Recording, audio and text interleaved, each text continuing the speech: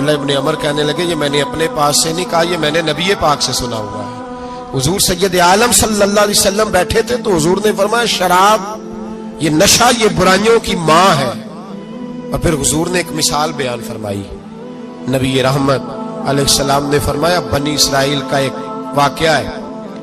एक खूबसूरत जवान था, एक औरत का दिल आ गया उस पर। ये याद रख लें, हम लड़कों को मना करते रहते हैं लेकिन हमें घर की बच्चियों पर भी तवज्जो देनी होगी, हमें उनके फोन पर भी निगरानी करनी होगी, हमें वहां भी गौर करना होगा। इसलिए कि अगर कोई बच्ची गुंजाइश ना दे तो मेरा ख्याल है कि लड़का जुर्रत करने की ताकत नहीं रखता, तो वहां भी उनकी अम्मा से कहे कि पाबंदी लगाए, बच्ची किसी का मोबाइल लेकर के कहीं उसको इस्तेमाल तो नहीं कर रही, इस पौधे पर भी तवज्जो दे, दरख्त बनने से पहले इसकी भी निगरानी करें, ये भी बड़ा जरूरी काम है।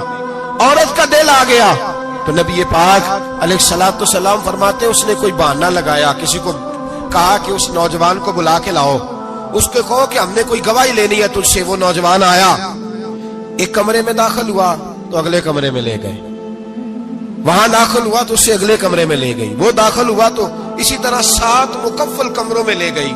मेरे करीम रसूल मेरे महबूब पाक अलैहिस्सलाम फरमाते, सहाबा को समझा रहे हैं मीठे लबो लहजे में, फरमाते जब सबसे पिछले कमरे में ले गई तो एक लड़का बंधा हुआ था वहां रस्सियों से, शराब का प्याला पड़ा हुआ था।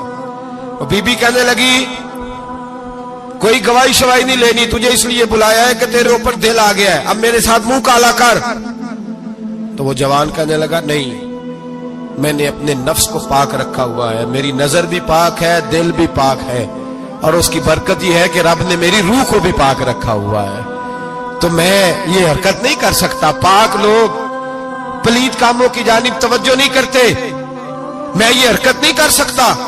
इकबाल ने अपने बेटे को दुआ दी थी, उसने कहा था हया बाकी नहीं है जमाने की आंख में, खुदा करे कि रहे तेरी जवानी बेदाग, खुदा करे कि रहे तेरी जवानी बेदाग।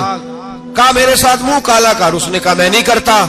कहने लगी चल फिर इसको कत्ल कर, इसको मैंने बांधा हुआ। उसने कहा मैं कत्ल क्यों करूं, मेरी क्या दुश्मनी है। कहा फिर शराब पियो, कहा मैं शराब भी नहीं पीता। तो कहने लगी अब तो मैंने तुझे अपने चुंगल में फांस लिया है, अब तू यहां से बच के जा नहीं सकता, और अगर तू बाहर जाएगा तो मैं शोर करूंगी, लोग जमा करूंगी, इसने मेरी इज्जत आबरू पे हाथ डाला है, तो तू बच तो नहीं सकता, एक काम तो करना पड़ेगा। महबूब फरमाते उस नौजवान ने सोचा कि जिना भी बहुत बड़ा जुर्म है, कत्ल भी बहुत बड़ा गुनाह है, चलो अब मजबूरी है तो शराब पी लेता हूं। लेकिन वो समझा ना कि शराब तो बुनियाद है। उसने एक प्याला जो पिया, कहने लगा एक और दे दो, दूसरा पिया तो कहने लगा एक और दे दो। अब 3 प्याले 3 बोतलें शराब जो पी चुका तो खुमारी चढ़ गई।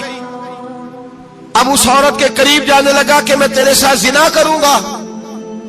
उसने कहा जब तक मैं करीब नहीं आने दूंगी जब तक तू इसे कत्ल न करे।